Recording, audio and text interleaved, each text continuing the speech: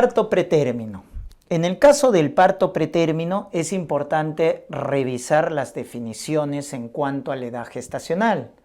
Entonces, según la Organización Mundial de la Salud, se dice que es pretérmino cuando tiene menos de 37 semanas, pretérmino moderado a tardío de 32 a 37, ya esta es la subclasificación, muy pretérmino de 28 a 32 y extremadamente pretérmino menos de 28 semanas, ¿ya?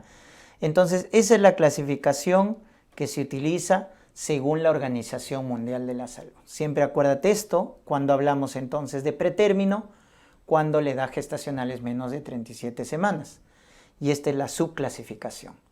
Moderado a tardío, 32 a 37, muy pretérmino, 28 a 32, y menos de 28, extremadamente pretérmino, o algunos incluso a este le llamaban parto inmaduro, ¿no? Inmaduro, cuando tenía menos de 28 semanas.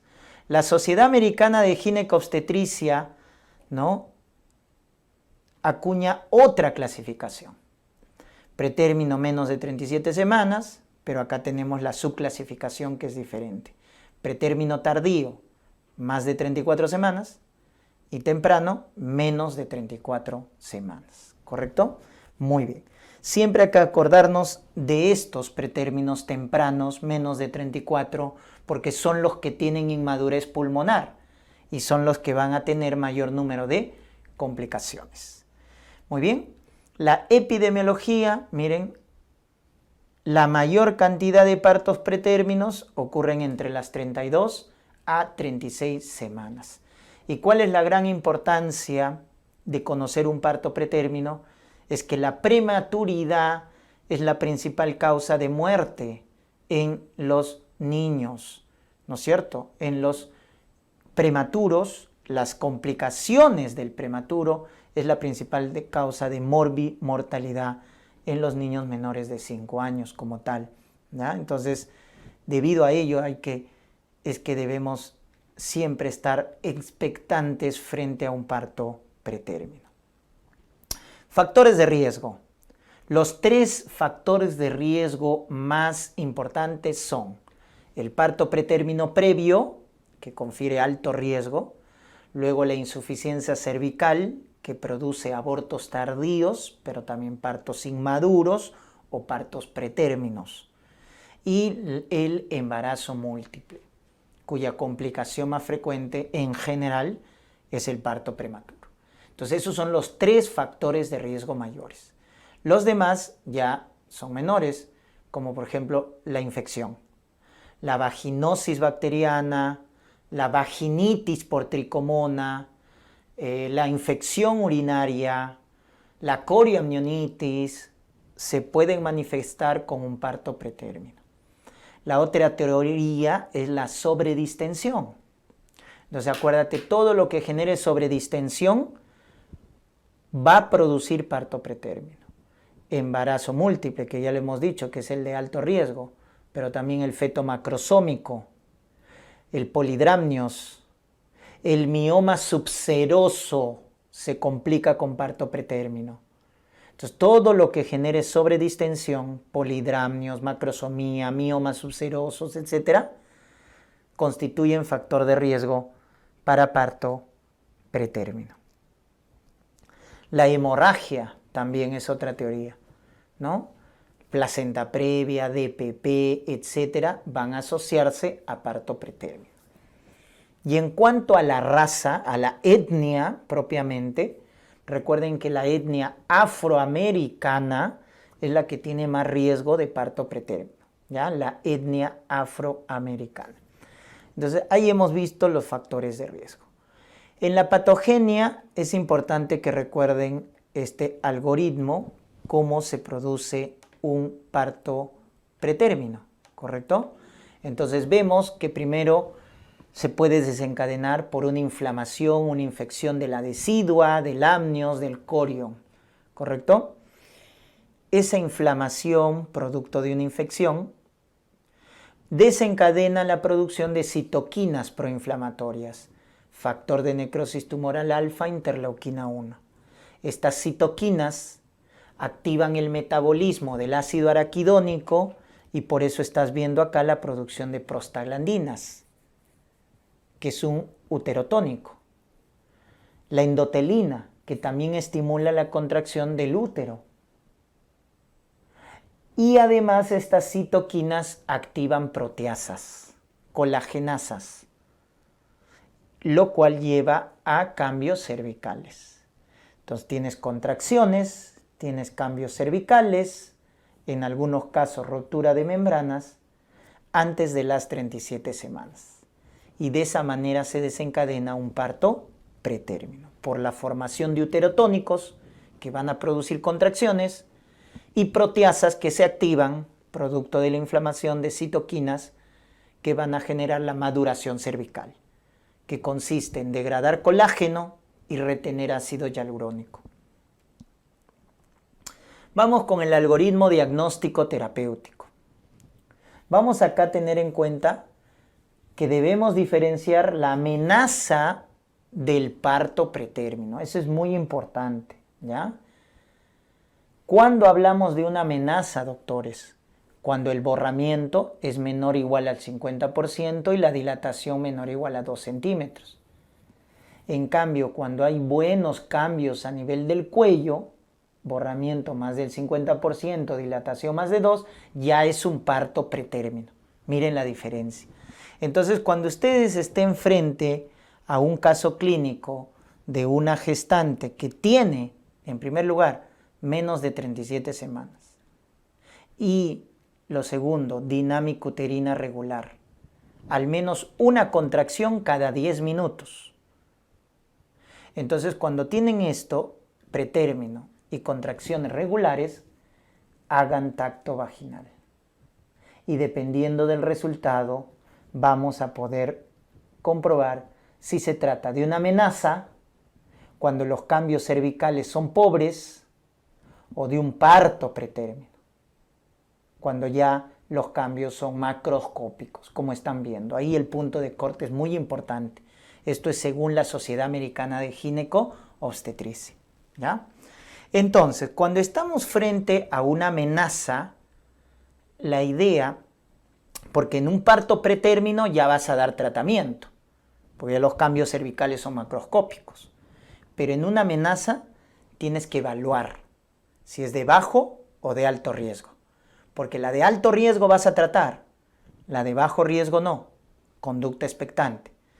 Eso sirve para evitar el sobretratamiento. Entonces, en una amenaza, evalúas con tu marcador más sensible, que es el marcador ecográfico, que tiene alta sensibilidad. ¿Qué vas a hacer con tu ecografía transvaginal? Medir la longitud del cuello, medir la longitud cervical. Ese es tu marcador más sensible cuando evalúas una amenaza de parto pretérmino. Si el cuello es largo, eso es de buen pronóstico, o sea, bajo riesgo. Si el cuello está largo, más de 30 milímetros, es de bajo riesgo. Entonces, no amerita tratamiento. Si es de 20 a 30, es indeterminado, estás en duda. Pero cuando estás frente a un cuello corto, menos de 20 milímetros, esa paciente es de alto riesgo. Por lo tanto, se compara a un parto pretérmino que tiene cambios macroscópicos. Entonces, ¿entiendes el algoritmo? Si la longitud del cuello es corto, considéralo de alto riesgo. Si es largo, bajo riesgo. Y si está en el intermedio, indeterminado, 20 a 30, ahí utilizas entonces otro marcador, tu marcador bioquímico, que es el marcador específico. La ecografía es sensible y la fibronectina o el marcador bioquímico es específico. ¿Qué utilizas? Fibronectina. La fibronectina te puede salir positiva o negativa. Si es positiva, es de alto riesgo. Si es negativa, es de bajo riesgo. ¿Entienden ahí el algoritmo? Entonces, de esa manera es como se evalúa una amenaza de parto pretérmino, ¿no? Entonces, al que vas a dar tratamiento es definitivamente al parto pretérmino, vas a darle tratamiento como tal. Ahora, cuando es una amenaza, pides ecografía, si el cuello es corto o en casos indeterminados pides fibronectina y es positiva, es alto riesgo.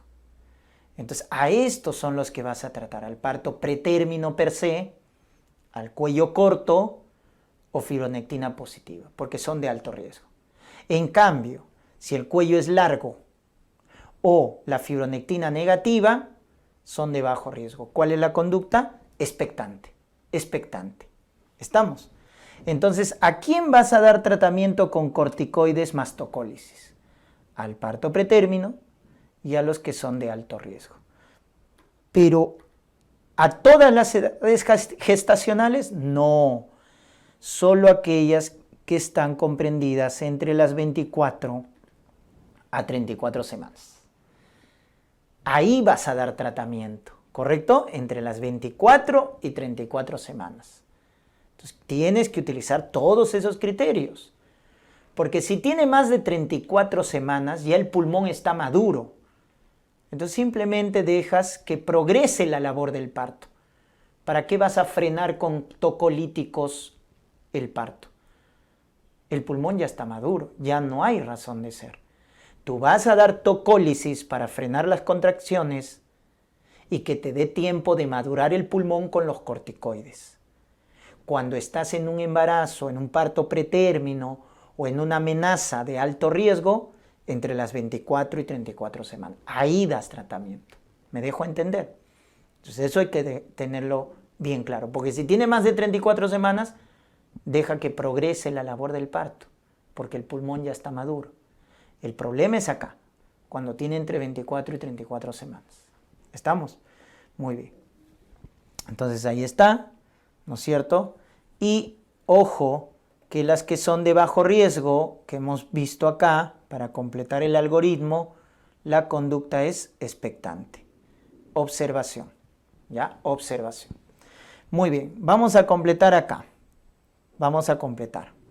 Los corticoides sirven para madurar el pulmón, porque estimulan al neumocito tipo 2 para que produzca surfactante pulmonar. Utilizamos el esquema de betametasona, ¿ya? 12 miligramos cada 24 horas. O el de dexametasona, 6 miligramos cada 12 horas.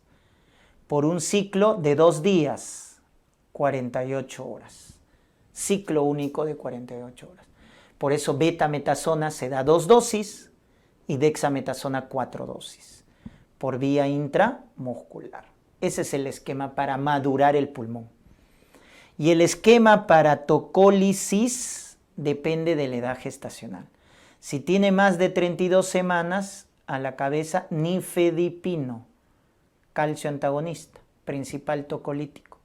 O el antagonista de los receptores de aldosterona, que es atosiban, antagonista de los receptores de aldosterona.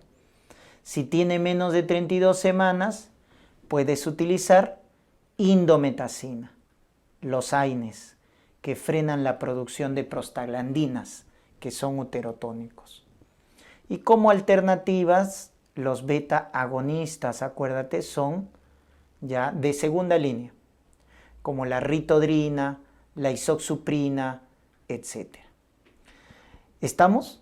Entonces, ahí está la tocólisis que te va a permitir frenar las contracciones y que te dé tiempo, porque vas a necesitar 48 horas para madurar el pulmón. Eso lo damos entre las 24 y 34 semanas. El sulfato de magnesio es también importante como neuroprotector, ¿correcto?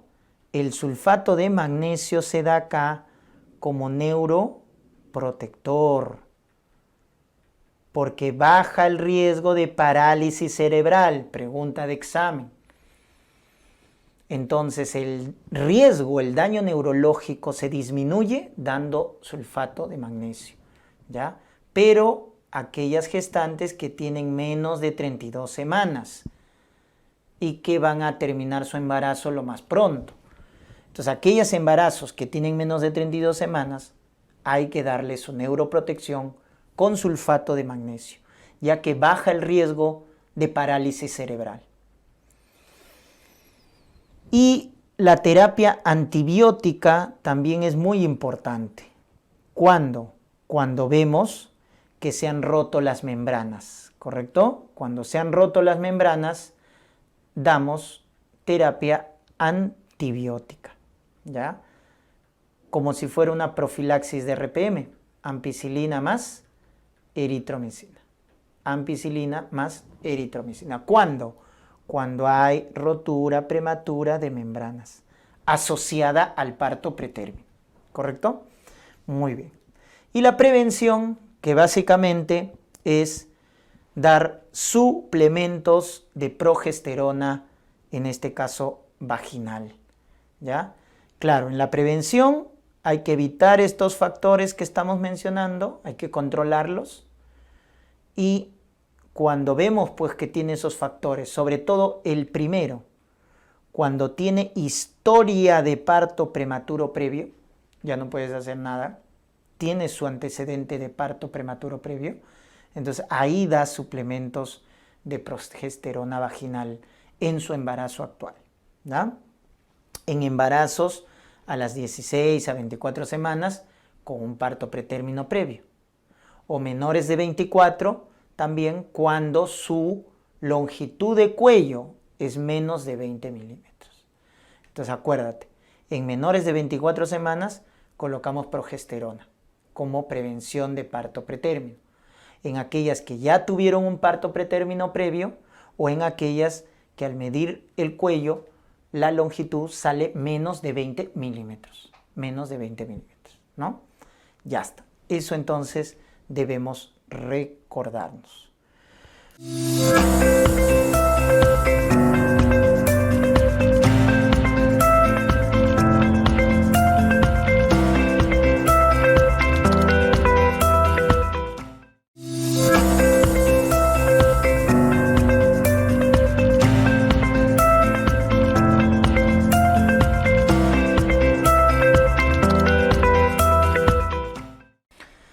Embarazo posttérmino. También comenzando con la definición, debemos recordar acá la clasificación de la Sociedad Americana de Ginecobstetricia, ¿ya?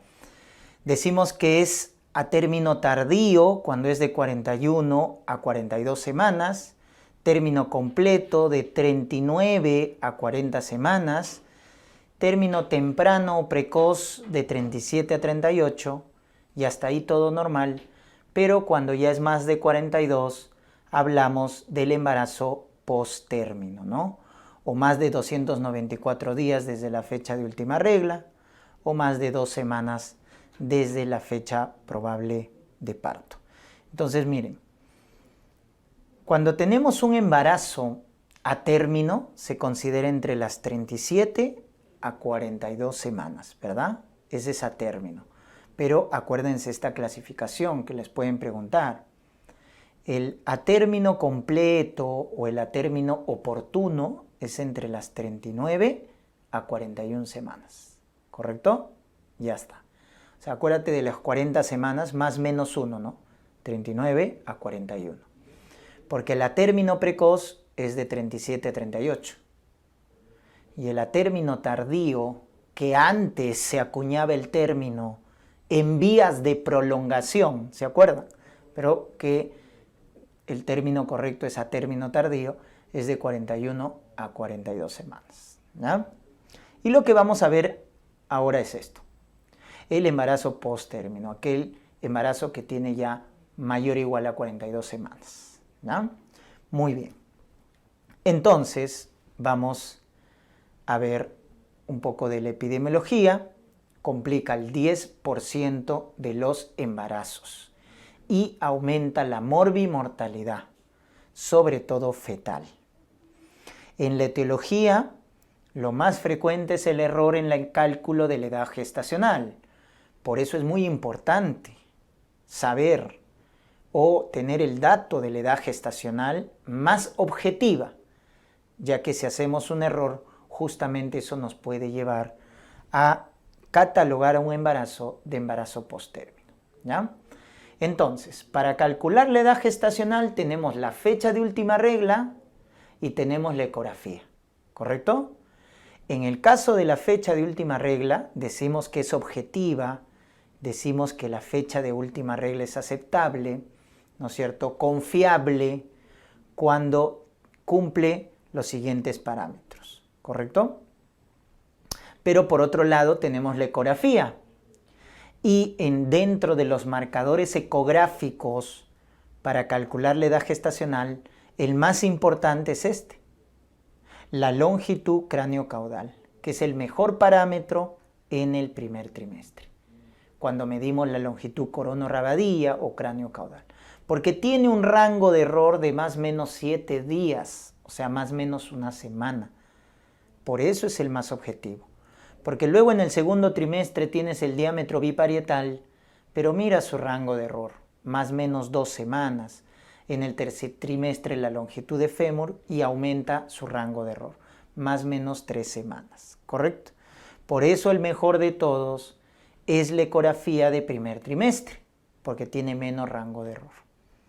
Y se compara con una fecha de última regla confiable, ¿no es cierto?, cuando esta fecha de última regla, la gestante se acuerda de la fecha exacta, cuando en este caso ha tenido ciclos regulares y no ha consumido anticonceptivos, recuerden, por vía oral en los 3 meses previos al embarazo o por vía parenteral en los 6 meses previos. Entonces, cuando cumplen estos 3 criterios, decimos que es una fecha de última regla confiable, ¿ya?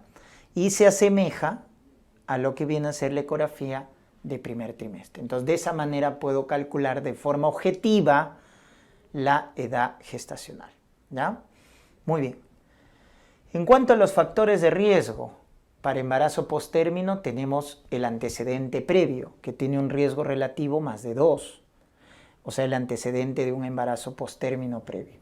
La gestante nulípara, la gestante añosa, más de 35 años, etnia caucásica, el sexo fetal masculino, el índice de masa más de 30, o sea, la obesidad, y ciertas malformaciones en el feto, como la anencefalia o la insuficiencia suprarrenal. Y eso porque hay menos hormonas que van a estimular la contracción uterina. Recuerden, si hay anencefalia, no va a haber producción de ACTH por la hipófisis y por lo tanto no hay producción de cortisol. Y la insuficiencia suprarrenal obviamente lleva a menos producción de cortisol fetal, que es una hormona importante para contraer el útero, recuerden, contraer por parte del feto, ¿no? Entonces, por eso esos son los factores de riesgo para un embarazo posttérmino. Definitivamente el tratamiento va de la mano con la evaluación, porque cuando nosotros tenemos un embarazo posttérmino como tal, que lo hemos definido cuando tiene más de 42 semanas, debemos pensar ya en inducir el trabajo de parto. Incluso no se espera las 42 semanas. A partir de las 41 semanas, ojo, debemos pensar en inducir el trabajo de parto. Pero para inducir las contracciones del útero, primero tengo que ver cómo está el cuello. Y eso se evalúa con los parámetros o el score de Bishop. Previo a la inducción tengo que ver la maduración cervical. Entonces recuerden los 5 parámetros de Bishop. A, de altura de presentación, B, de borramiento, C, de consistencia, D, de dilatación y P, de posición. Y le damos un puntaje de acuerdo a los valores obtenidos en la evaluación cervical. Entonces acá hay que acordarnos de unos valores importantes. Por ejemplo, si está encajado, tiene 2 puntos. O -1, 2 puntos. Y así es positivo, 3 puntos. -2, 1 punto. -3, -4, que es cabeza flotante, 0 puntos. Borramiento del 50%, 1 punto. Del 60-70, 2 puntos. Y más de 80, 3 puntos. Hay que familiarizarnos con ese puntaje, porque vamos a tener que calcular el Bishop. En caso de consistencia y posición, acuérdate que cuando te dicen media es 1 punto. Y cuando ya es maduro, blando o anterior es 2 puntos. Y en el caso de dilatación, 1 centímetro a 2 es 1 punto, 3 a 4, que es hasta fase latente, es 2 puntos, y si ya es fase activa, es 3 puntos. Entonces te tienes que familiarizar con este puntaje, porque vas a tener que calcular. Y de acuerdo a ello, si el puntaje en el score de Bishop sale menor o igual a 6, quiere decir que es un cuello inmaduro, un cuello desfavorable. Y por lo tanto, primero vas a tener que madurar con misoprostol, que es el análogo de prostaglandina E1, a dosis de 25 microgramos cada 6 horas por vía intravaginal, según la Organización Mundial de la Salud. Es 25 microgramos cada 6 horas por vía intravaginal. Si es según la FDA, 25 microgramos cada 4 horas. Entonces, con el misoprostol maduramos el cuello, porque está inmaduro, ya que el puntaje salió bajo. Una vez maduro el cuello, oxitocina. Oxitocina. ¿Estamos? Para madurar el cuello también te puedes ayudar de otras maniobras. ¿Te acuerdas la maniobra de Hamilton? Despegar las membranas del cuello. Si la cabeza está encajada o baja o fija, ¿no? Si está 0 o -1 y está en fase activa, puedes romper las membranas para favorecer el descenso de la cabeza fetal y para favorecer el parto vaginal. Entonces la amniotomía también puede ayudar a maduración cervical y al trabajo de parto. Muy bien, una vez maduro el cuello, cuando tu Bishop salió menor o igual a 6, luego recién das oxitocina por vía endovenosa en infusión continua, ya que la oxitocina es el fármaco de elección para inducir el trabajo de parto. Pero previa a la inducción, tienes que ver tu Bishop. Si tu Bishop es más de 6, es un cuello maduro, un cuello favorable. Por lo tanto, de frente ya das oxitocina cuando es más de 6. ¿Se dan cuenta la diferencia? Muy bien. Entonces, eso hay que tenerlo en cuenta. Entonces, esta inducción del trabajo de parto, ojo, se debería plantear a partir de las 41 semanas. No se espera a las 42. O sea, si tiene 42, con mayor razón se induce, pero debería plantearse a partir de las 41 semanas. Incluso cuando la gestante tiene obesidad, se plantea la inducción a partir de las 40 semanas, si tiene obesidad. ¿Correcto? Muy bien. ¿Cuándo indicamos cesárea? Indicamos cesárea cuando ya hay complicaciones, como por ejemplo un estado fetal no tranquilizador, o cuando tenemos un feto macrosómico, ¿no es cierto? O cuando tenemos meconio espeso. Entonces, en esos casos donde hay hipoxia fetal, donde hay macrosomía, podríamos ya plantear la cesárea. ¿Estamos? Muy bien. Muy importante la evaluación de un embarazo postérmino. Y la evaluación, si es que quiero tener una conducta pasiva, porque la activa es inducir el trabajo de parto, pero la pasiva será evaluar. Y vas a evaluar con tu test no estresante más ecografía midiendo el volumen de líquido amniótico o tu perfil biofísico fetal. Esas son las dos formas de evaluar a un embarazo postérmino. Tu test no estresante más el volumen de líquido amniótico por ecografía o tu perfil biofísico fetal. 2 veces por semana. 2 veces por semana.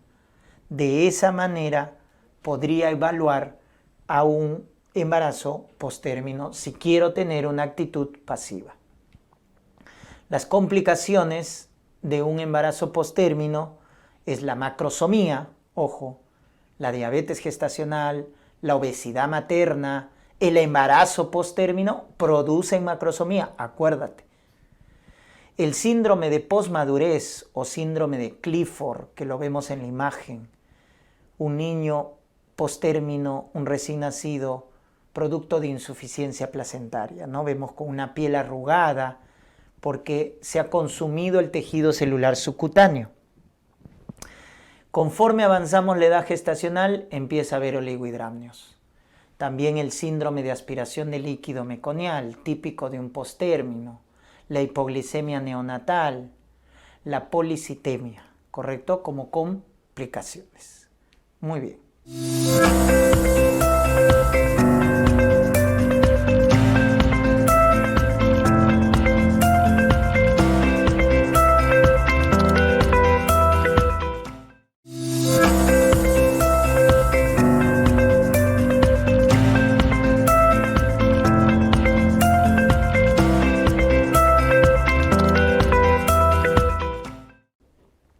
Vamos a isoinmunización RH.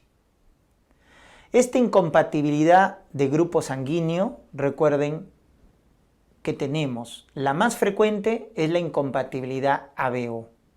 Esta es la más frecuente, pero la RH es la más grave, Estas incompatibilidades, recuerden, se producen cuando, en el caso del ABO, la mamá es de grupo sanguíneo O y el feto o el recién nacido es de grupo A o B. En el caso del RH se produce cuando la mamá es RH negativa y el feto es RH positivo. Eso debemos acordarnos. Ahí se produce la incompatibilidad, ¿ya? Entonces la fisiopatología nos dice que el papá es RH positivo, ¿correcto? El papá es RH positivo y la mamá es RH negativa. Eso acuérdense, ¿ya? Papá, RH positivo, mamá, RH negativa. Entonces es importante también conocer el grupo de la pareja, del cónyuge. Entonces ahí se completa la incompatibilidad. Papá positivo, mamá negativa. Y como el papá tiene el antígeno D, por eso se llama RH positivo, es que el feto, ¿no es cierto? Ahí está. Va a heredar el antígeno del padre. Y nos sale RH positivo, el feto. Entonces ahí tenemos la triada de la incompatibilidad. Papá positivo, mamá negativa, feto positivo. Entonces ahí hay una incompatibilidad, ¿correcto? Esta incompatibilidad lo que va a hacer es que la sangre del feto, que tiene antígeno D, por eso se llama RH positivo, pase a la sangre materna. Entonces la madre, al exponerse a la sangre fetal, empieza a producir anticuerpos, que al inicio serán IgM, porque es la respuesta inmune primaria, pero luego se lo convierten a IgG. Entonces la madre, al producir IgG, porque se ha expuesto a la sangre del feto, entonces empieza esa inmunoglobulina de la madre a atravesar la placenta, porque la IgG puede atravesar la placenta por pinocitosis y produce hemólisis, una hemólisis extravascular. Esa hemólisis extravascular, ¿qué va a generar? Va a generar anemia, va a generar ictericia, ¿correcto? Genera anemia, genera ictericia, pero sobre todo esto, anemia, por la hemólisis extravascular. Y esa anemia va a ser tan severa que puede llevar al famoso hidrops fetal, que es el acúmulo de líquido, ya sea en la piel, edema cutáneo, o en las cavidades, ascitis, derrame pericárdico, derrame pleural, etc. Producto de una falla cardíaca severa. Entonces, cuando la anemia es severa, producto de esta hemólisis extravascular mediado por IgG, que fue producido en la madre, al exponerse a la sangre fetal, va a traer como consecuencia el famoso hidros fetal de tipo inmune, porque es mediado por anticuerpo. Cuando hablamos de hidros fetal, el 10% es producido por un cuadro inmunológico, que lo estamos viendo acá. Pero el 90% es de tipo no inmune, donde la principal causa son las cromosomopatías. Entonces, ojo que acá se produce un hidros fetal de tipo inmune, porque es mediado por anticuerpos. Entonces, esa es la fisiopatología.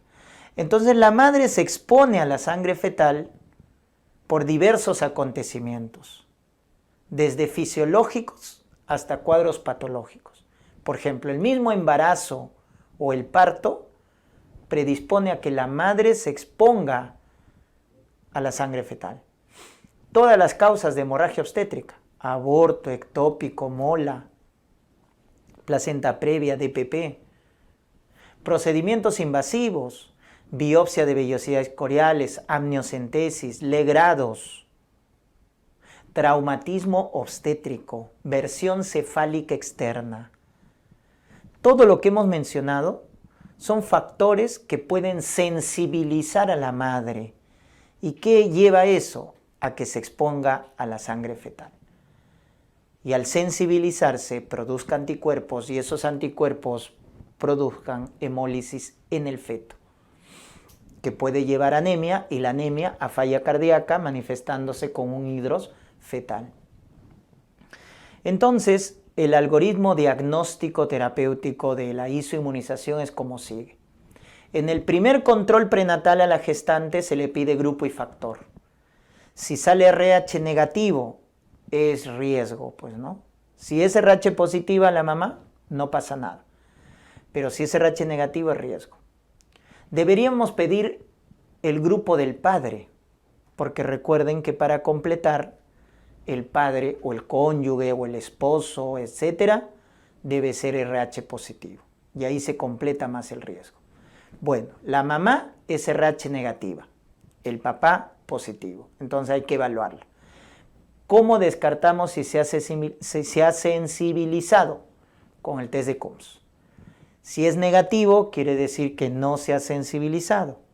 Pero si el test de Coombs es positivo, quiere decir que se ha sensibilizado. Ojo, este test de Coombs, como le pido a la madre, es el Coombs indirecto. Si nos sale negativo, quiere decir que no se ha sensibilizado. Entonces, en este escenario, cuando el Coombs es negativo, ¿cuál es la conducta? Vigilancia y profilaxis. Doctor, ¿en qué consiste eso? La vigilancia quiere decir repetir el test de Coombs. ¿Cuándo vas a repetir? A partir de las 24 semanas en adelante, cada 4 semanas.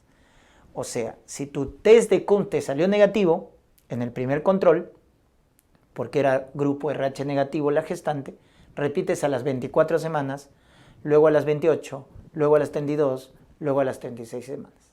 Vigilancia periódica, cuando el Coombs es negativo. Y la otra medida es la profilaxis, que es colocarle gamma globulina anti-D, 300 microgramos intramuscular. 2 dosis. La primera dosis entre las 28 y 32 semanas y la segunda dosis dentro de las 72 horas posparto. Así se coloca la gamma globulina anti-D cuando la gestante es RH negativa, test de Coombs negativo, ¿correcto? La primera entre las 28 y 32 semanas y la segunda en el posparto, dentro de las 72 horas. Como acá estás en el posparto, ya puedes conocer el grupo del bebito. ¿Y cuál va a ser el grupo del recién nacido? Para que completes esa segunda dosis, debe ser RH positivo, ¿correcto? Ahí completas la segunda dosis. Porque si es RH negativo el bebito, o sea, el recién nacido, porque ya puedes conocer su grupo, ya no completas la segunda dosis, ya no es necesario. Completas cuando es RH positivo. Entonces, eso es lo que debes acordarte cuando el Coombs es negativo, doctores. ¿ya? Cuando el CUMS es negativo, debes acordarte que la conducta es vigilancia y profilaxis. Ya sabes. Cambia el escenario cuando el CUMS es positivo. Ese es otro escenario. Quiere decir que ahí está sensibilizada. Quiere decir que ya formó anticuerpos. Entonces hay que ver los títulos de los anticuerpos. Si los títulos son bajos, ahí está, bajos, lo tratas como si el CUMS fuera negativo. Vigilancia, profilaxis, ¿correcto? Si los títulos son bajos. Pero si los títulos son altos, ahí sí hay problema. Porque esos títulos altos te van a llevar a la anemia. Entonces, cuando los títulos de anticuerpos en un CUMS positivo son altos, debes evaluar ¿qué cosa? El riesgo de anemia fetal. Por lo tanto, vas a pedir ecografía Doppler de la arteria cerebral media, porque es la prueba no invasiva que te evalúa la anemia en el feto. Y acá debes recordar un principio, que cuando el bebito tiene anemia, o sea, poco hematocrito, ¿cómo estará la velocidad del flujo sanguíneo? Aumentada. Porque cuando hay anemia y el hematocrito cae, la sangre es menos viscosa. Recuerden que la viscosidad sanguínea depende del hematocrito. Entonces, si el hematocrito cae, la viscosidad de la sangre cae. Entonces, la sangre es más fluida, por lo tanto, tiene más velocidad. Por el contrario, ¿no? Si hay policitemia, la sangre es más viscosa y por lo tanto es más lenta porque es más viscosa. Y por lo tanto la velocidad cae. Entonces, este principio te debes acordar, que cuando hay anemia aumenta la velocidad de flujo sanguíneo, porque la sangre va a ser menos viscosa. Entonces, eso es lo que se aplica acá. ¿Por qué evaluamos el Doppler de la arteria cerebral media? Porque vamos a evaluar la velocidad de flujo sistólico. Eso es lo que evaluamos. Velocidad del flujo sistólico en la arteria cerebral media. Y si esa velocidad está disminuida, como ves acá, una velocidad menos del 1.5 del promedio, ¿qué significa velocidad disminuida? Que el hematocrito está bien, por lo tanto la conducta es expectante. El problema es cuando la velocidad está aumentada, ahí está, más de 1.5 del promedio. Esa velocidad aumentada en el Doppler de la arteria cerebral media, velocidad aumentada del flujo sistólico, nos va a decir que hay anemia en el feto. Por lo tanto, acá ya solicito la prueba invasiva para confirmar la anemia fetal. ¿Y cuál es esa prueba invasiva para determinar el hematocrito fetal? La cordocentesis. El test de Liley ha quedado en desuso como tal. Si alguno se acuerda por ahí el test de Liley que hacía con amniocentesis y determinaba la bilirrubina en líquido amniótico. Eso ya no se hace. Cuando el Doppler salió alterado, velocidad aumentada, confirmo con cordocentesis, que es la prueba invasiva. Entonces la cordocentesis nos va a determinar el hematocrito del feto. Si es más del 30%, todavía la conducta es expectante. Pero si el hematocrito en el feto es menos del 30%, ahí ya no. Ahí lo que tengo que hacer, porque el feto tiene ya anemia severa, hematocrito menos del 30%, hemoglobina menos de 10. Para el feto es anemia severa. ¿Qué debemos hacer? Si estamos en un embarazo menor de 35 semanas, cuando el feto tiene anemia severa, transfusión intrauterina. ¿Correcto? Transfusión intrauterina con sangre O negativo a través de la vena umbilical. Esa es la conducta, cuando hay anemia severa en el feto. Pero si la edad gestacional es más de 35 semanas y el feto tiene anemia severa, deberíamos buscar terminar el embarazo. Terminar el embarazo. Ese es el algoritmo que tienen que acordarse, ¿correcto? Entonces, como ven, es muy diferente dependiendo del resultado del test de Coombs. Si es negativo el test de Coombs, vigila y profilaxis. Si es positivo el test de Coombs y los títulos de anticuerpos alto, o si no te lo dicen, simplemente asumes que es alto, evalúa el riesgo de anemia fetal. ¿Y cómo vas a evaluar?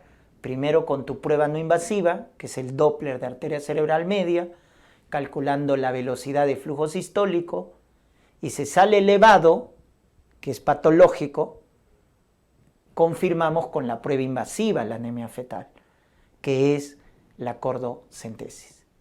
Y si con la cordocentesis determinamos que el feto tiene anemia severa, hematocrito menos del 30%, y estamos en un embarazo menor de 35 semanas, debemos hacer transfusión intrauterina con sangre O negativa a través de la vena umbilical. Si es más de 35 semanas, terminamos el embarazo.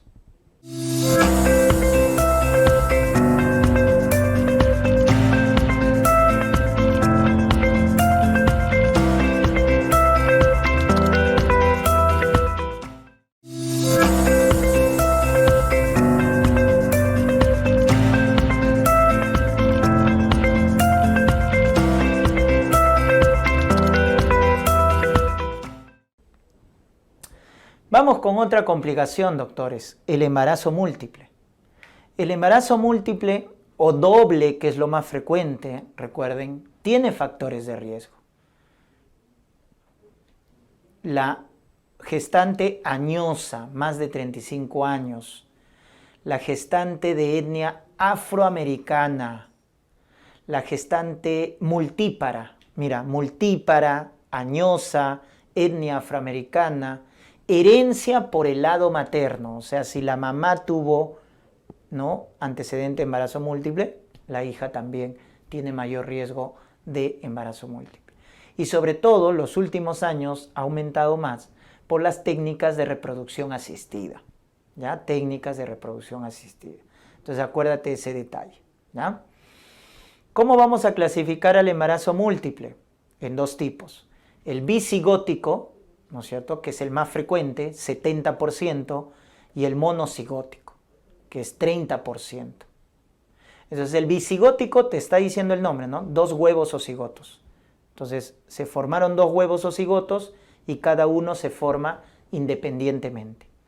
Es el más frecuente, 70%. En cambio, el monocigótico es un solo huevo cigoto que luego en el transcurso de los días se va a dividir si es un embarazo doble. Y justamente el monocigótico tiene una clasificación. Si se divide en los primeros 3 días, se va a llamar BB, bicorial biamniótico, cuando se divide en los primeros 3 días. Y es el que mejor pronóstico tiene de los monocigóticos, porque se parece al bicigótico. El bicigótico, por definición, es bicorial biamniótico. ¿A qué me refiero con corionicidad? Número de placentas. Y el amnio, bolsas amnióticas. Entonces, doctores, por definición, el bicigótico es bicorial, porque cada uno tiene su placenta, y es biamniótico, porque cada uno tiene su bolsa amniótica. Entonces, el monocigótico, cuando se divide en los primeros 3 días, se parece al bicigótico, porque es bi. Cada uno tiene su placenta, cada uno tiene su bolsa amniótica. Por lo tanto, tiene buen pronóstico, porque cada uno se va a formar de manera independiente. Cuando el monocigótico se divide entre los 4 y 7 días, se llama monobi, monocoreal biamniótico. Este es el más frecuente de los monocigóticos. Entonces yo te he dicho, el bicigótico es el más frecuente de todos. Ahora, dentro de los monocigóticos, ¿quién es el más frecuente? El monobi, el monocoreal biamniótico. Luego tenemos el que se divide entre los 8 y 13 días, que es el mono-mono. Y acá hay que tenerle cuidado porque el mono-mono es el que más se muere. Es el que comparte la única placenta, es el que comparte la única bolsa amniótica y por lo tanto es el que más se muere. Su morbimortalidad es del 50%. El bicorial biamniótico tiene una mortalidad del 10%. El mono bi, 25%. Y el mono, 50%. De cada dos, uno se muere. Entonces es el que tiene más mortalidad. Y si se divide, pasados los 14 días, el monocigótico, se llama siameses o fetos unidos. Se unen por la cabeza, por el tórax, por el sacro. Lo más frecuente es por el tórax. Se llaman toracópagos. También por la cabeza, craniópagos, o por la pelvis, isquiópagos, etc. Son los fetos unidos, cuando el monocigótico se divide pasada las 2 semanas. También te pueden decirlo de esta manera: cuando el monocigótico se divide en estadio de mórula, se produce el BB. Cuando se produce en estadio de blastocisto, es mono-B. Y en estadio de gástrula es el mono-mono. Así también te lo pueden preguntar, dependiendo del estadio del huevo cigoto. Si es mórula, blástula o gástrula. ¿Ya? Muy bien, esa es la clasificación. En el embarazo doble es muy importante evaluar la corionicidad, doctores. Número de placenta. Para ello utilizamos la ecografía de primer trimestre. La ecografía de primer trimestre nos va a permitir diferenciar si es bicorial o monocorial. Entonces, en el caso del bicorial vamos a tener el famoso signo de lambda. Y en el monocorial vamos a tener el signo de la T invertida. Y eso es muy importante, ¿correcto? Entonces el signo, como pueden ver acá, de lambda, ¿no? Porque es grueso, es para el bicorial, aquel que tiene 2 placentas. Y el signo de la T invertida es el monocorial. ¿Y esto para qué? Porque el bicorial tiene buen pronóstico, doctores. El monocorial tiene mal pronóstico. Al bicorial le vas a tener que hacer seguimiento ecográfico, seriado, pero a partir de las 24 semanas. En cambio, el monocorial, que es el de peor pronóstico, ¿no? Ya sea mono-bi, monocorial biamniótico, o mono-mono, le vas a hacer seguimiento ecográfico a partir de las 16 semanas. Entonces esto nos divide muy bien el pronóstico, ¿ya? La corionicidad, no te confundas con cigosidad. Estamos hablando de corionicidad, que es número de placentas. Entonces, muy importante determinar esto en la ecografía de primer trimestre, por favor. ¿Cuál es la presentación más frecuente del embarazo múltiple? Cefálico-cefálico. El 50-60% de los embarazos dobles son los 2 cefálicos. Luego ya hay otros, cefálico-podálico, podálico-podálico, etc., que son más raros. ¿Para qué sirve ese tipo de presentación en un embarazo doble? Para plantear la vía del parto. Un parto vaginal se indica en un embarazo doble cuando los 2 son cefálicos, si tiene menos de 32 semanas. O cuando el primero, basta que el primero sea cefálico, si tiene más de 32 semanas. Pero ojo, siempre el primero debe ser cefálico para plantear el parto vaginal. O si se trata de un embarazo, ¿no es cierto?, biamniótico, que puede ser bicorial biamniótico o monocorial biamniótico, ¿correcto? Ahí planteamos el parto vaginal. En cambio, planteamos cesárea cuando el primero es no cefálico. Basta que el primero sea no cefálico para indicar cesárea, o cuando es mono-mono. Ojo, el mono-mono, monocorial, monoamniótico, se indica cesárea a las 34 semanas. O cuando tienes los fetos unidos, o cuando son trillizos, o sea, más de 2 productos en adelante. Por ejemplo, los trillizos se plantea cesárea a las 35 semanas. ¿Ya, doctores? Entonces, eso hay que tenerlo en cuenta, ¿ya? ¿Cuándo plantear un parto vaginal? ¿Cuándo plantear una cesárea? Muy bien. Muchos tienen, ojo, esta duda, ¿no?, con respecto al cefálico podálico. ¿Qué pasa si el primero está cefálico y el segundo está podálico o el segundo está transverso. Doctores, le pueden dar chance vaginal porque el primero está cefálico, va a salir sin problemas por parto vaginal. El segundo debería sacarlo dentro de los 5 a 10 minutos posteriores a la salida del primero. Pero como el segundo está podálico o transverso y le voy a dar chance vaginal, debo hacer versión cefálica externa del segundo, porque está podálico o transverso. Y lo sacamos por parto vaginal. Esa es la conducta. No se equivoquen, por favor, cuando les dicen cefálico podálico y piensan, al primero lo saco por parto vaginal y al segundo por cesárea. No se puede hacer eso, pues. No se puede. No es práctico. Y al demorar más tiempo entre la salida del primero y el segundo, la placenta se desprende y puede generar la muerte del segundo producto. Entonces, si te dicen, ¿no? Tengo un embarazo doble, cefálico podálico, y que ya está en trabajo de parto, ¿cuál es la conducta? Entonces, si llega ya a completar la dilatación, al primero que está cefálico, parto vaginal, y al segundo, versión cefálica externa, y lo saco también por parto vaginal. ¿Estamos? Muy bien. No vayas a pensar que al primero por parto vaginal y al segundo por cesárea. ¿Ah? Aunque no lo crean, así preguntan en los exámenes y a veces no tienen ese dato. La complicación de un embarazo múltiple o doble en general es la prematuridad, ¿correcto? Es la prematuridad. Esa es la complicación más frecuente, más común.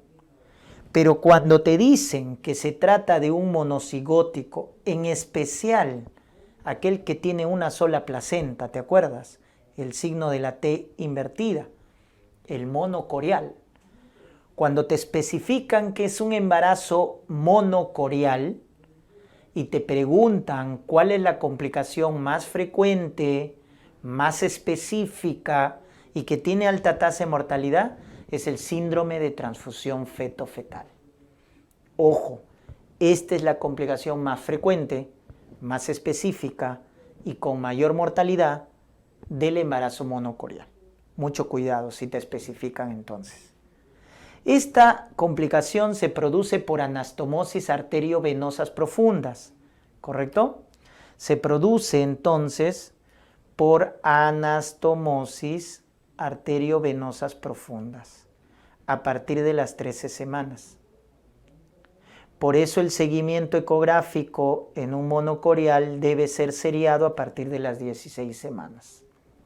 ¿Estamos? Muy bien.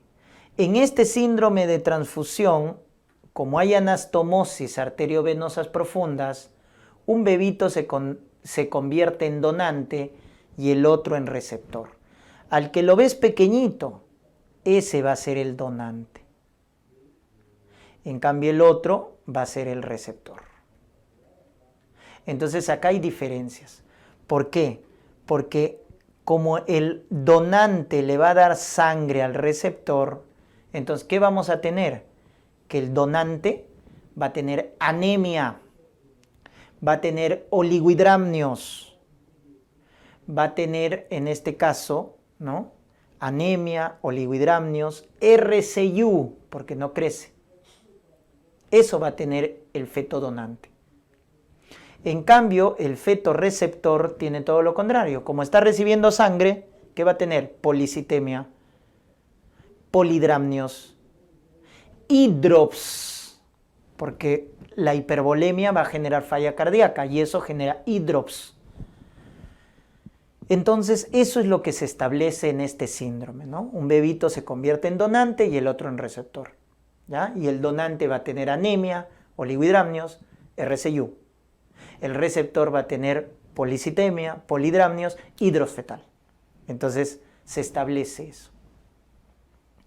La clínica de este síndrome pasa por un crecimiento discordante entre los dos productos. Ahí lo sospechamos. Cuando el ponderado fetal o la circunferencia abdominal, el ponderado fetal se diferencia entre ambos más del 20%, o la circunferencia abdominal más de 20 milímetros.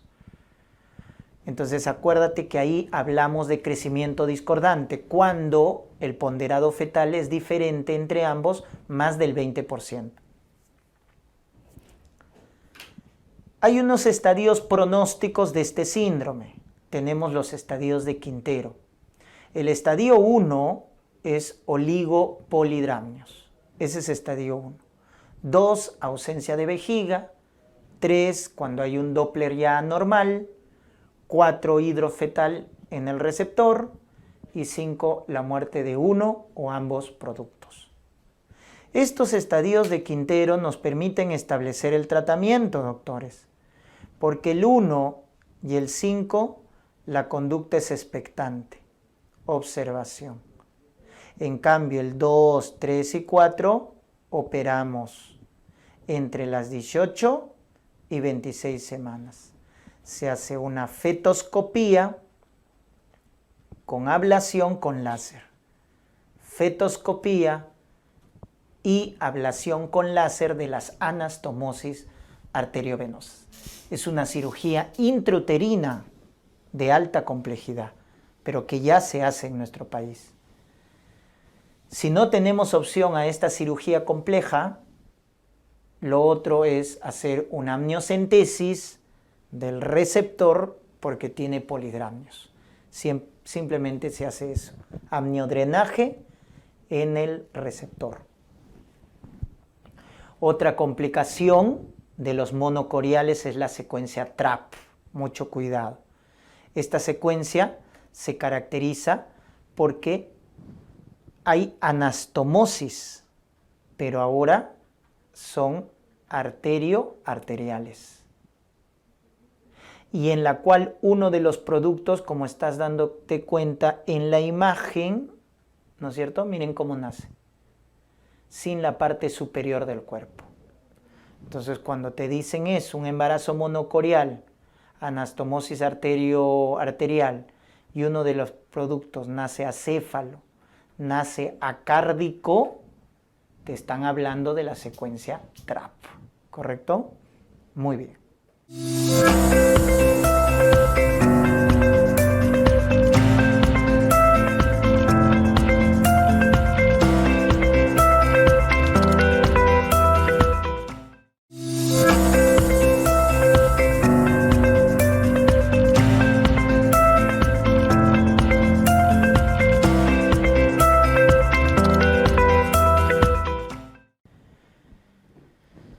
Vamos con la ruptura prematura de membranas.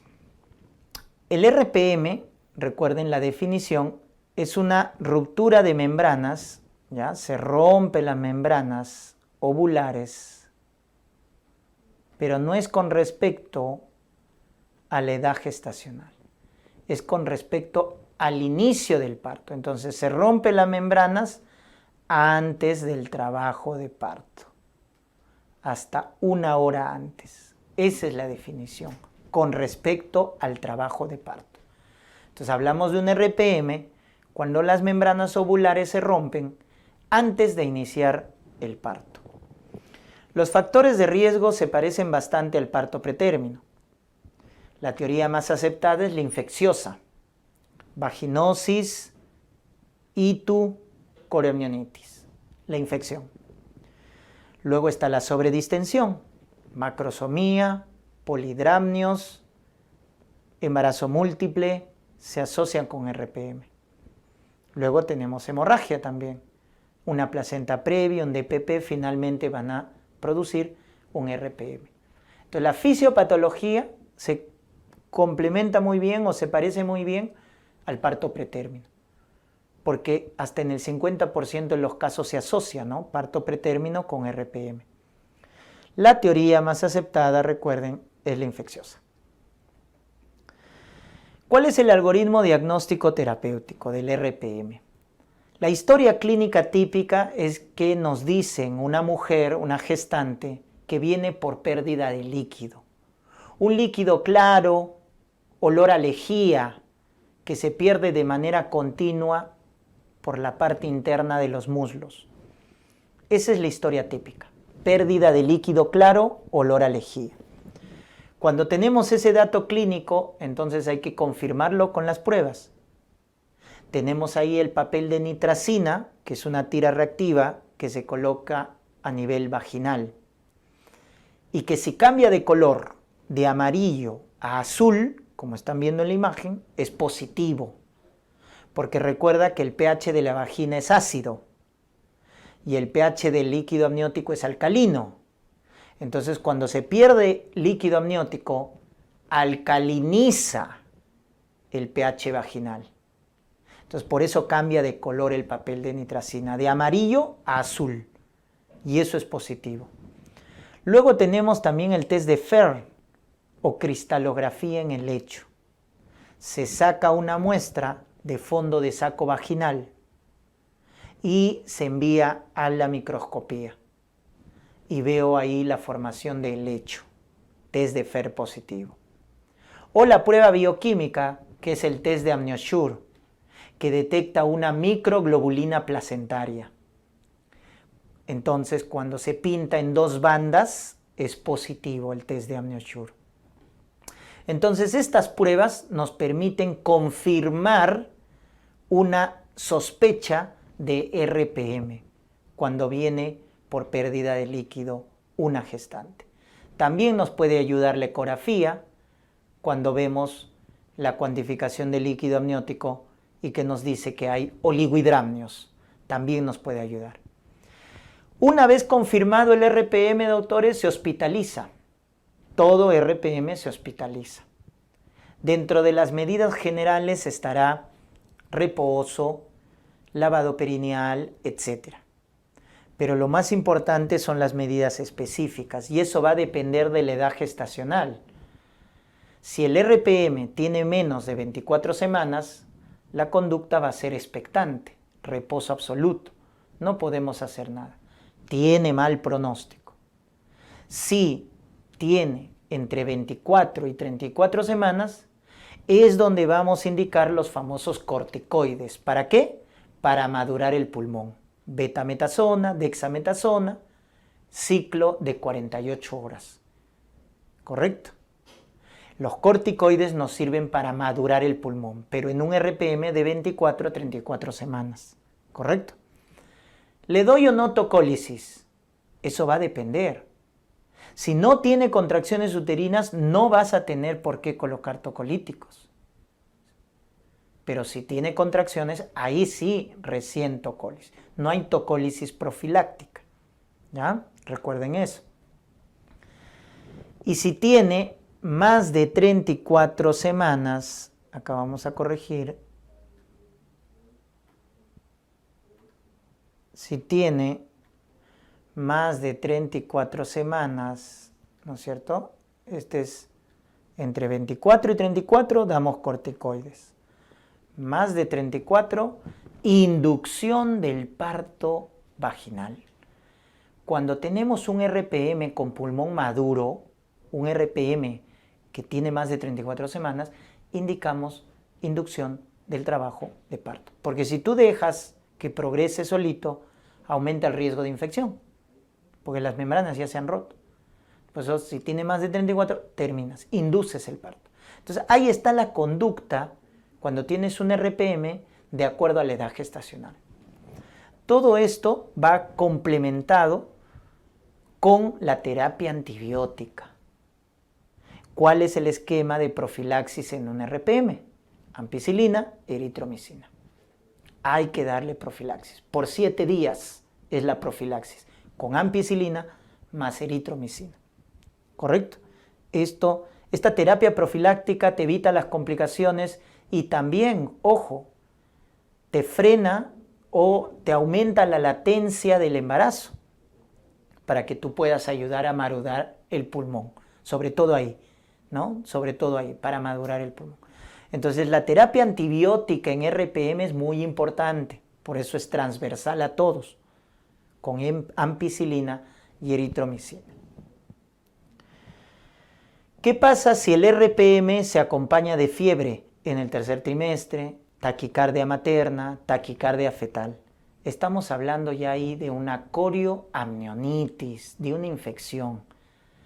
Un RPM con signos de infección es una corioamnionitis. Ahí, doctores, la conducta, independientemente de la edad gestacional, es finalizar inmediatamente el embarazo, independientemente de la conducta. Por vía vaginal, ojo, vía vaginal. Acá también quítense el concepto de que toda corio va a cesárea. No, la corioamnionitis se termina por vía vaginal, entonces inducirás el parto vaginal, ¿ya? Pero ya no haces más. Ni bien diagnosticas corio, tienes que terminar el embarazo. Esa es la conducta, ¿ya? Acá también podemos dar neuroprotección, como en un parto pretérmino. Si el embarazo tiene menos de 32 semanas, podemos dar sulfato de magnesio para neuroprotección, ¿ya? Eso es importante para prevenir, recuerden, el riesgo de parálisis cerebral, ¿ya? Entonces la neuroprotección es importante en parto pretérmino y en RPM, en embarazos menores de 32 semanas. Complicaciones del RPM, prolapso de cordón umbilical, se puede producir prolapso, se puede producir DPP, se puede producir infecciones corioamnionitis o en el posparto endometritis. Ya son las complicaciones típicas del RPM. Pero a la cabeza las infecciones. ¿Ya? A la cabeza las infecciones.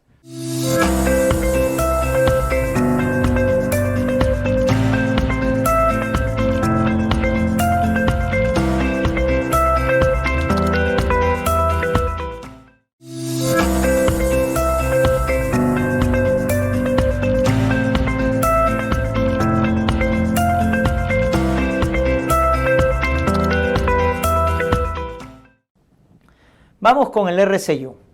En el caso del RCIU hablamos de un feto pequeño y lo vamos a definir porque la curva de crecimiento está por debajo del percentil 10.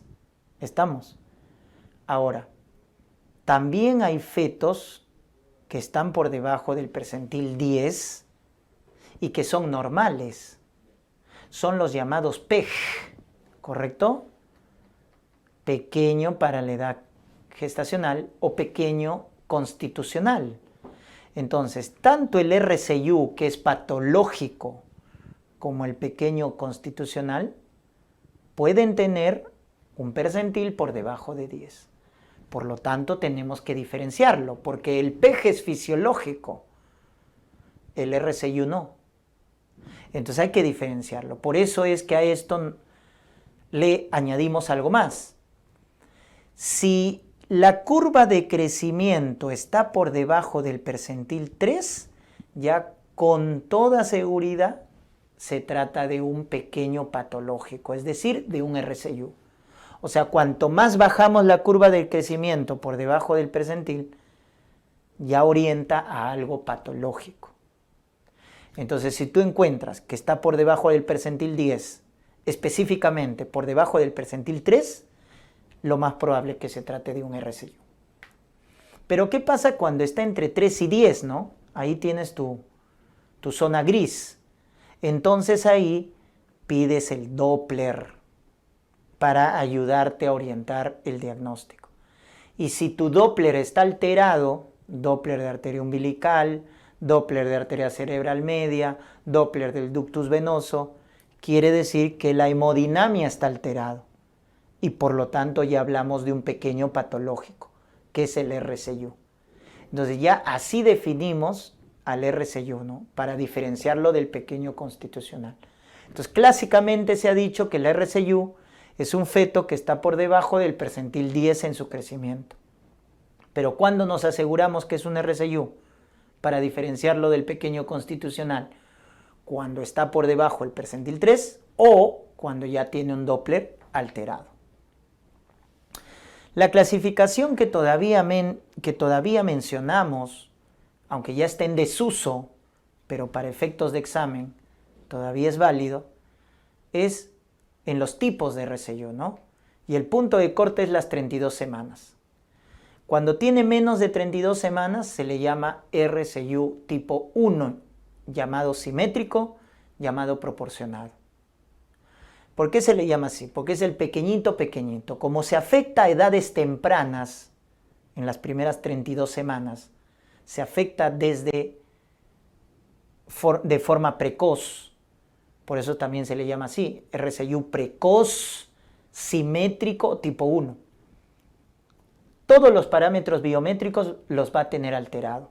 Es decir, el perímetro cefálico va a estar disminuido.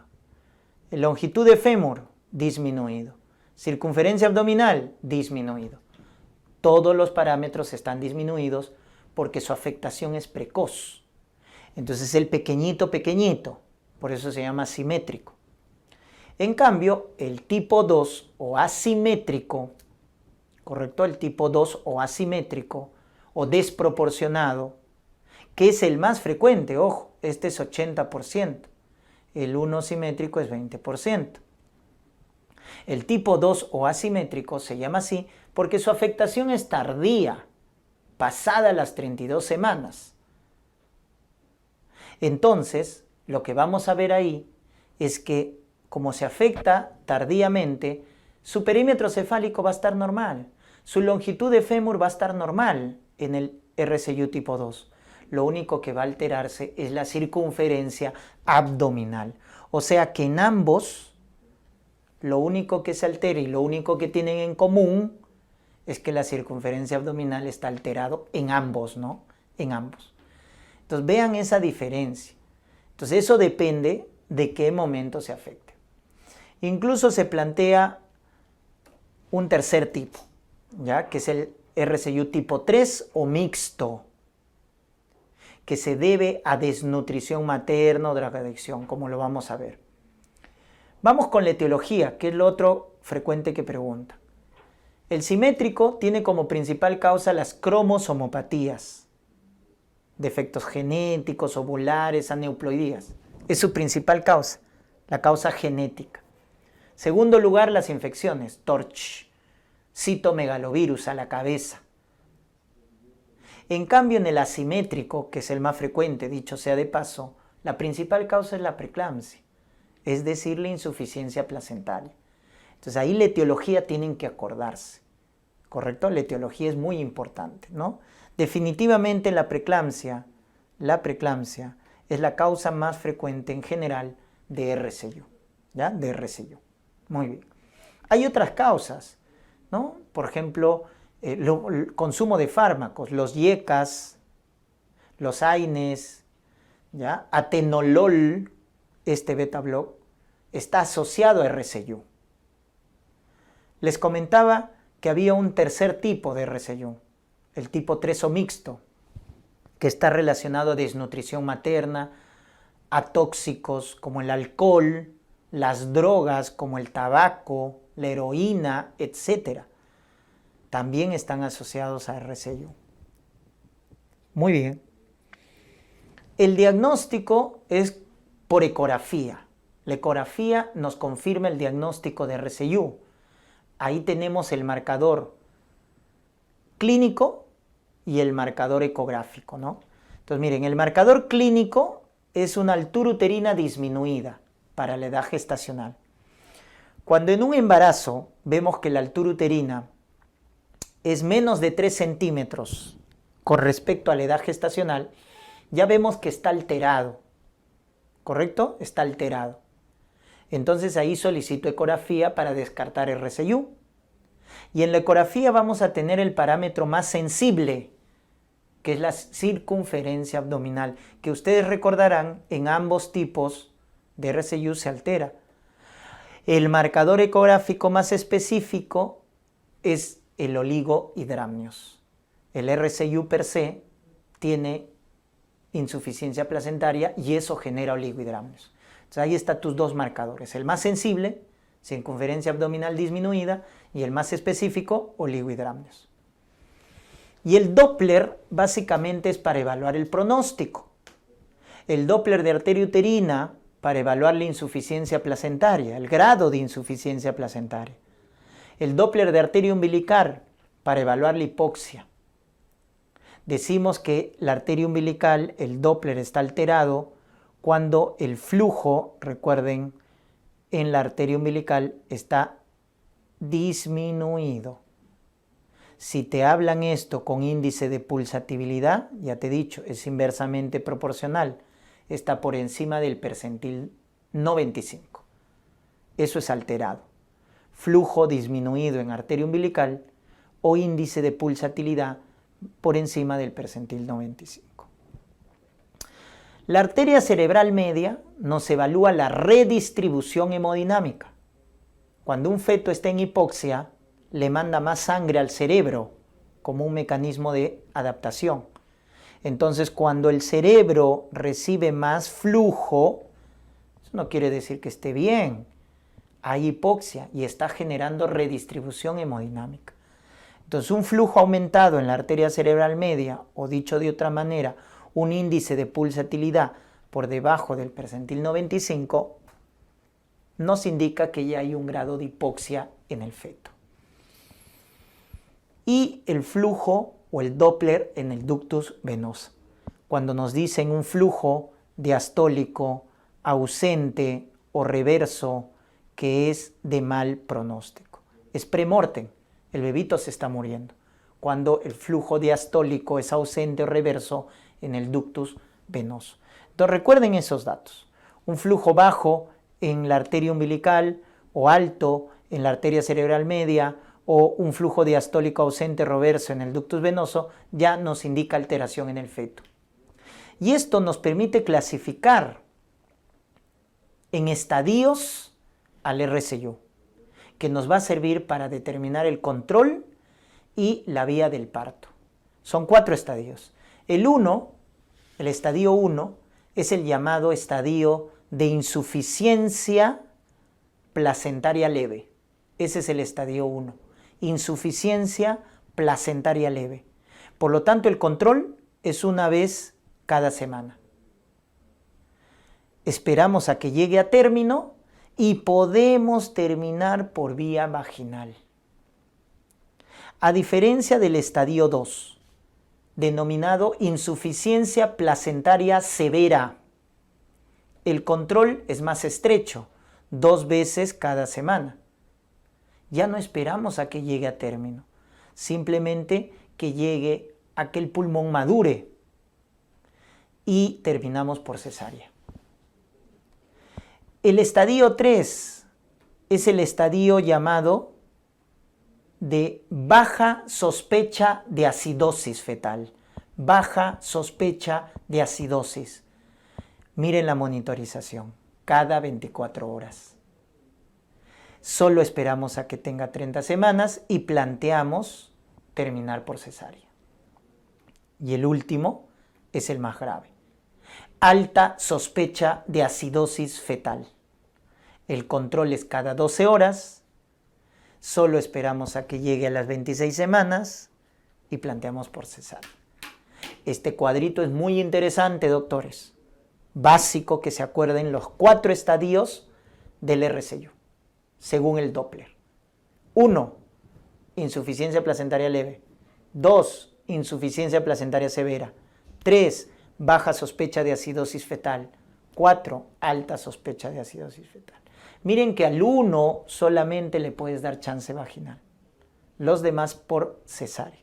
Y miren la vigilancia cómo se hace más estrecha y cada vez cuanto más afectado terminamos el embarazo lo más temprano posible. Porque como el bebito no está encontrando ese medio intrauterino adecuado para desarrollarse, ¿qué debemos hacer? Sacarlo para que en la vida postnatal alcance su máximo potencial. Ese es el principio.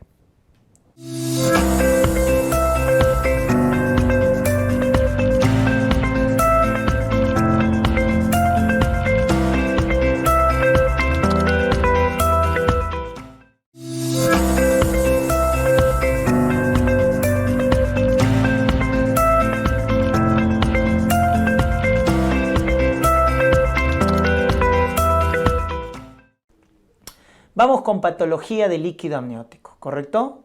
En la patología del líquido amniótico hay que tener en cuenta la síntesis del líquido amniótico. Entonces, en las primeras 20 semanas el origen es materno, porque es un ultrafiltrado del plasma de la madre, es un trasudado de la madre en las primeras 20 semanas. Pasadas las 20 semanas, ojo, el origen es fetal, porque es la orina del feto. ¿Ya? Eso deben tenerlo en cuenta. Entonces, en las primeras 20 semanas, origen materno, pasadas las 20 semanas, origen fetal, porque es la orina del feto. Miren. Y el principal mecanismo de excreción, recuerden, es la deglución. El bebito deglute el líquido amniótico. Entonces, orina, deglute, orina, deglute. Ese es el circuito del líquido amniótico.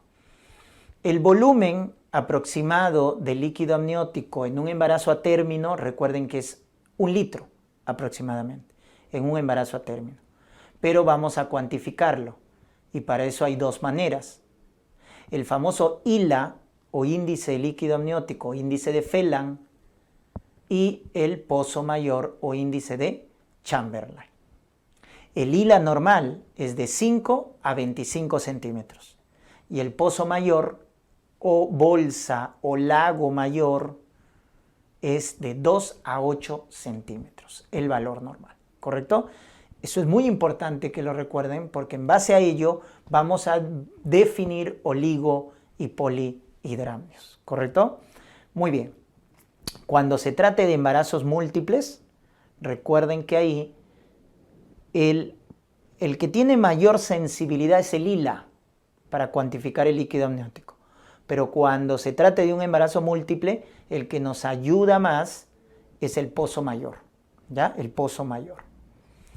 Vamos a ver entonces la definición. El polihidramnios, por lo tanto, será un ILA más de 25 y un pozo mayor más de 8. La etiología más frecuente de polihidramnios, recuerden que es idiopática, ¿correcto? La etiología más frecuente de polihidramnios es idiopática. Pero hablando de las malformaciones fetales, recuerden que las de sistema nervioso y las de tubo digestivo son las que se asocian a polihidramnios. Una espina bífida, una anencefalia altera la deglución y por eso se empieza a acumular líquido amniótico. Las malformaciones de tubo digestivo, una atresia duodenal, una fístula traqueoesofágica, van a alterar también la deglución y se acumula el líquido amniótico. También algunas patologías maternas, como diabetes gestacional, como inmunización, RH, también están asociadas a polihidramnios, ¿correcto? Muy bien. Entonces, esas son las patologías, algunas patologías que se asocian a polihidramnios, ¿no? Por el contrario, tenemos acá el oligohidramnios, las complicaciones, ¿no? Para el polihidramnios es como genera sobredistensión, RPM, parto prematuro, por la sobredistensión, ¿correcto? RPM, parto prematuro, desprendimiento prematuro de placenta también se puede presentar, ¿ya?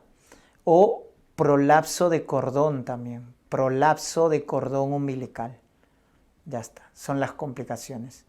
Tratamiento, recuerden que si tiene menos de 32 semanas, AINES para el tratamiento de polihidramnios. AINES, indometacina, es el que más se emplea, indometacina. En cambio, si tiene más de 32 semanas, o en el caso de que sea un polihidramnios agudo, en cualquier semana, que genere dolor, disnea, distensión severa, etc., amniocentesis evacuatoria.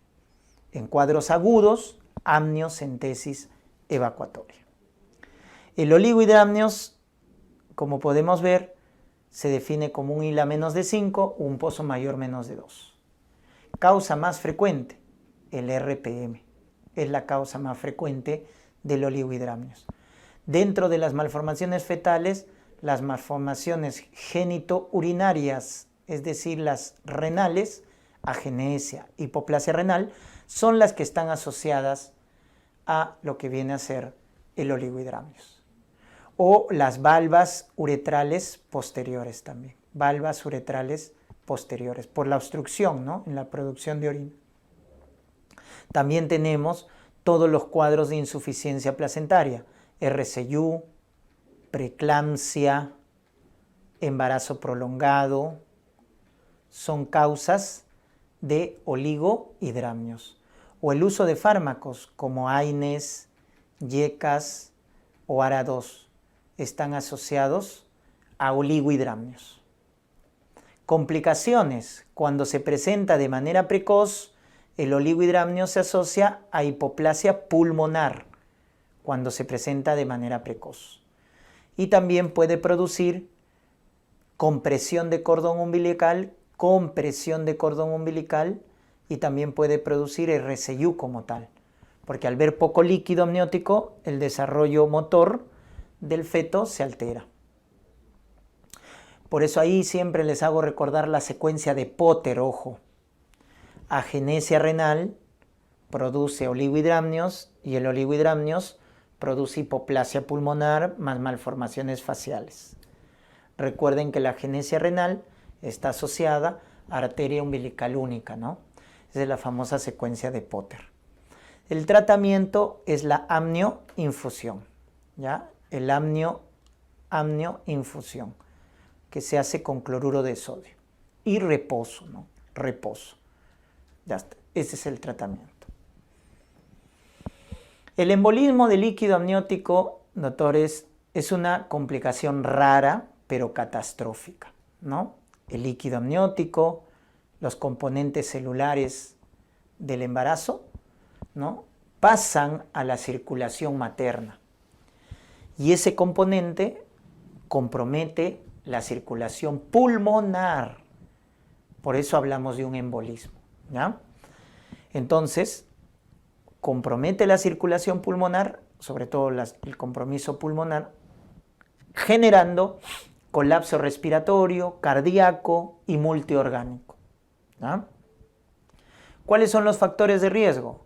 Cesárea, parto precipitado, parto vaginal instrumentado, son factores de riesgo, ¿ya? Cesárea, parto precipitado, parto vaginal instrumentado.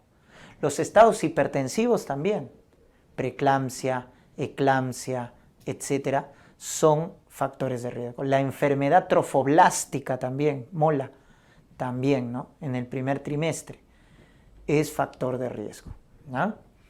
En el diagnóstico debemos recordar que la paciente en plena labor de parto, miren, en plena labor de parto hace colapso cardíaco. Empieza a hacer taquicardia, hipotensión arterial, se choca. Colapso respiratorio, disnea súbita, taquipnia, hipoxia, acidosis respiratoria. Colapso neurológico, convulsión, coma. Hematológico, coagulación intravascular diseminada. Se consumen las plaquetas, se prolonga el tiempo de protrombina, el tiempo parcial de tromboplastina, cae el fibrinógeno, estableciéndose el diagnóstico de SIT. Y también recordemos que se afecta el feto, generando un estado fetal no tranquilizador. Por eso es catastrófico, porque una gestante en plena labor de parto empieza a hacer todo esto. Colapso cardíaco, respiratorio, neurológico, hematológico y un estado fetal no tranquilizador.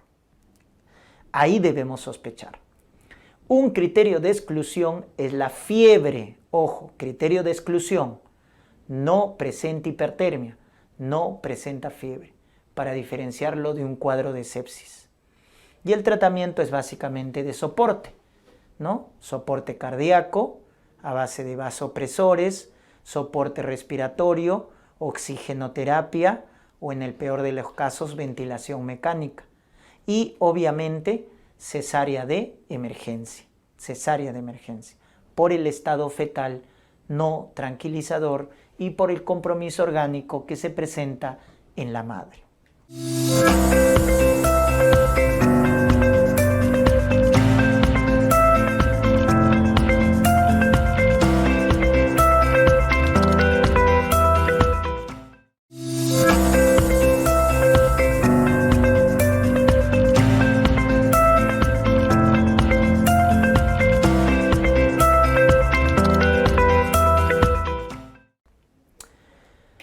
hiperemesis gravídica, recordemos que es un cuadro de náuseas y vómitos severos. La teoría que nos permite explicar más aceptada la hiperemesis gravídica es la teoría hormonal, que nos dice que a mayor valor de la beta-HCG, mayor riesgo de hiperemesis. Por eso los factores de riesgo son nuliparidad, obesidad, embarazo gemelar, mola o enfermedad trofoblástica, porque todos estos producen, ¿no? O cuerpo lúteo derecho, producen altos valores de beta-HCG. Sobre todo, acuérdate, embarazo gemelar, mola, van con altos valores de beta-HCG. Por eso son factores de riesgo para hiperemesis gravídica. El diagnóstico clínico nos dice que hay vómitos severos, vómitos incontrolables, vómitos incoercibles. Ahí hay que sospecharlo. Porque, ojo, un síntoma presuntivo de embarazo son los náuseas y los vómitos, que son esporádicos en el primer trimestre. Esa es la emesis fisiológica. Pero cuando estos vómitos se tornan severos, incontrolables, ya debemos sospechar en esta patología en el primer trimestre. Sobre todo cuando ya nos producen pérdida de peso, más del 5%, o cuando nos producen ya deshidratación, o ortostatismo, desnutrición, intolerancia oral, con lo cual aparecen en el examen de orina cuerpos cetónicos.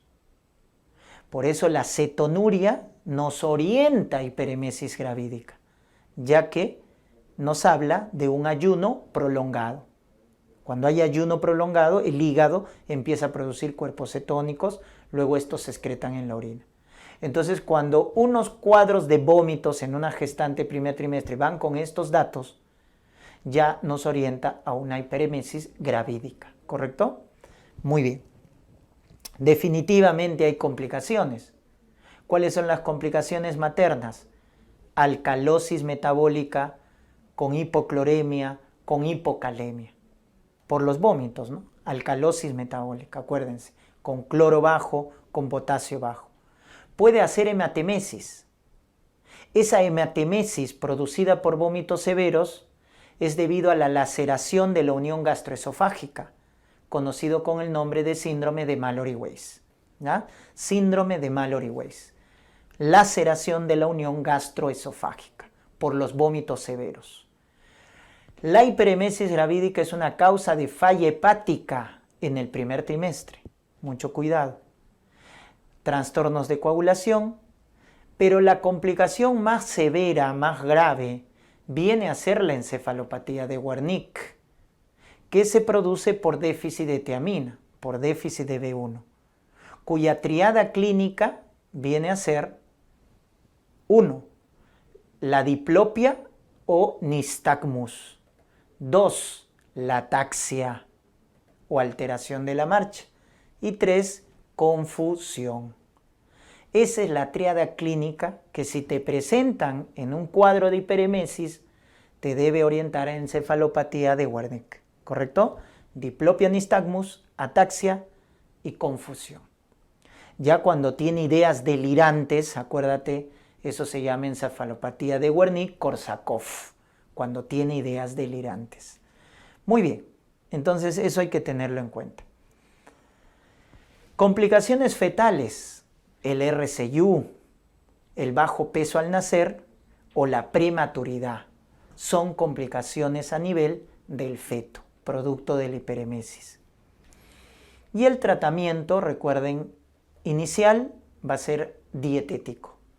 La dieta es muy importante. Debe ser una dieta baja en grasas y en alto consumo de proteínas y azúcares complejos. Entonces debo evitar grasas, azúcares simples. Lo más rico, pues, ¿no? La grasa y los azúcares simples, chocolate, dulces, etc. Y debo aumentar el consumo de proteínas y de azúcares complejos.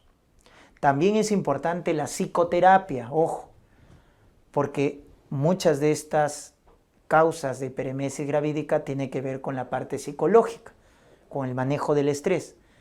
Entonces hay que recomendar también terapias de relajación, ¿ya?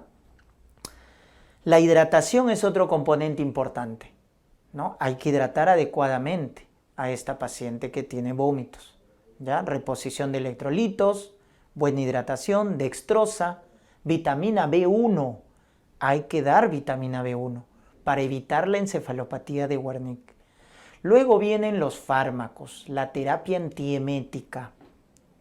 Esta terapia antiemética, recuerden, inicia con piridoxina, ¿correcto? Piridoxina, que es la vitamina B6. Luego podemos subir, si los vómitos no calman, con un antagonista de los receptores de dopamina, metoclopramida. O un antagonista de los receptores de histamina, dimenhidrinato. Esa es la terapia antiemética. Recordar que en el primer trimestre está contraindicado ondansetron. Ondansetron, contraindicado en el primer trimestre, porque se ha asociado a defectos orofaciales. Entonces es preferible no utilizarlo. Recuerda que la hiperemesis se presenta en el primer trimestre. Y en casos severos muy refractarios, se utilizan antipsicóticos como clorpromacina más corticoides, ya en casos muy severos y refractarios. Ese es el manejo. Otro dato importante que quiero que recuerdas son los criterios de hospitalización en una hiperemesis gravídica. ¿Cuáles son los criterios de hospitalización? Son 3. Vómitos refractarios a la terapia antiemética. 2. Trastornos ácido-base. Y 3. Trastornos electrolíticos, hipocalemia, hipocloremia, etc. Esos son los 3 criterios para hospitalizar una hiperemesis gravídica. Acuérdate, vómitos refractarios al tratamiento, alteración ácido-base y alteraciones electrolíticas.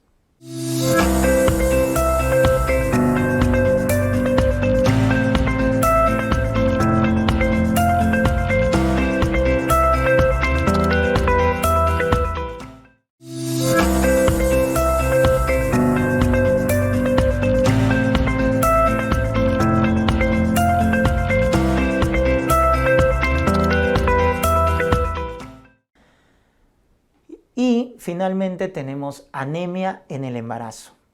¿Cómo se define? Va a depender del trimestre. En el primer y tercer trimestre menos de 11 y en el segundo menos de 10.5.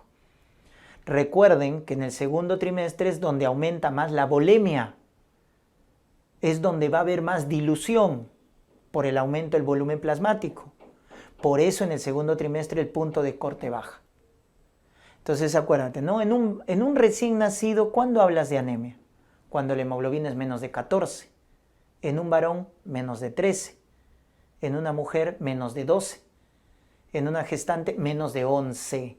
Pero si es en el primer y tercer trimestre. Y en el segundo trimestre, menos de 10.5. Entonces acuérdate en ese orden, ¿no? Para definir anemia. Porque el mejor parámetro para definir anemia es la hemoglobina. Recuerden que es un problema de salud pública. Según ENDES del 2019, de cada 3 gestantes, una tenía anemia. Y eso obviamente es un problema de salud pública, ¿no? Por las complicaciones que genera la anemia para el producto. Definitivamente, la causa más frecuente, la etiología más frecuente es la de tipo carencial, la anemia ferropénica. Esa es la anemia más frecuente a nivel mundial y también en el embarazo, ¿no? Por el factor carencial. Luego ya están los cuadros de hemólisis, menos frecuente, etc. Entonces el diagnóstico, y nos vamos a centrar en anemia ferropénica porque es lo más frecuente, es pedir un perfil hierrico, ¿no es cierto? Un hemograma completo con un perfil de hierro. Entonces recordemos que en una anemia ferropénica, esta va a cursar con una anemia microcítica, porque el volumen corpuscular medio es menos de 100, o menos de 80 si quieres ser específico, y un BCM bajo, menos de 27. Entonces la anemia ferropénica, ojo, es microcítica hipocrómica, porque ya vas a ver en hematología, ¿no? Si es por déficit de B9 o déficit de B12, es una anemia macrocítica o megaloblástica. Si es en una enfermedad renal crónica, es una anemia normocítica. Pero la anemia ferropénica es microcítica hipocrómica, acuérdate. Y cuando pedimos el perfil de hierro, te vas a dar cuenta que el hierro sérico está disminuido, la transferrina está elevada, el índice de saturación de transferrina está baja, pero el test bioquímico que te va a confirmar la anemia ferropénica es la ferritina. Es el más sensible y más específico de las pruebas bioquímicas. Entonces, una ferritina baja, ya que representa el depósito de hierro intracelular, nos confirma la anemia ferropénica. ¿Correcto? Muy bien. La prevención. Es muy importante recordar que debemos dar suplementos de hierro a partir de las 14 semanas. Una tableta de sulfato ferroso de 300 miligramos, que nos proporciona 60 miligramos de hierro elemental al día. Esa es la forma de prevenir la anemia ferropénica, dando suplementos a partir de las 14 semanas. A partir de las 14 semanas. Cuando es para tratamiento, hay que dar el doble, ¿correcto? ¿Cuánto sería el doble? 2 veces, 2 tabletas de sulfato. Porque cuando ya tiene anemia, hay que dar 120 miligramos de hierro elemental al día. Por lo tanto, 2 tabletas de sulfato ferroso al día. Por 6 meses. Porque nuestro objetivo, ojo, final, no es normalizar la hemoglobina, es normalizar la ferritina. Ojo con ese dato, normalizar la ferritina. Y para normalizar tu depósito intracelular, tienes que dar 6 meses de tratamiento, generalmente. ¿Ya? Cuando vemos la respuesta al suplemento de hierro en una anemia ferropénica, recuerden que lo primero que aumenta son los reticulocitos. A las 10 a 14 días aumentan los reticulocitos. Luego aumenta la hemoglobina al mes de tratamiento. Y lo último que aumenta es la ferritina. Por eso hay que tenerlo en cuenta. ¿Ya? Muy bien, entonces miren cómo en el tratamiento, cuando ya tiene anemia, la dosis se aumenta, ¿no? Igual como cuando prevenimos en gestantes de alto riesgo, es lo mismo, ¿verdad? ¿Se acuerdan? Cuando era una gestante de alto riesgo, o sea, por más que no tenga anemia, pero no tenía control prenatal, venía en el tercer trimestre, cerca al parto, le dábamos 120 miligramos de hierro al día, ¿no? Entonces es igual que el tratamiento. Eso recuérdense. Y recordar que debemos hacer 4 monitorizaciones de hemoglobina en la gestante y el puerperio. ¿En qué sentido? En la primera consulta, en el primer control prenatal, a las 28 semanas, previo al parto y a los 30 días del puerperio. Esas son las 4 monitorizaciones que se deben de hacer de la hemoglobina. ¿Ya? Al control prenatal, al primer control, a las 28 semanas, cerca al parto y a los 30 días del puerperio. Muy bien, doctores.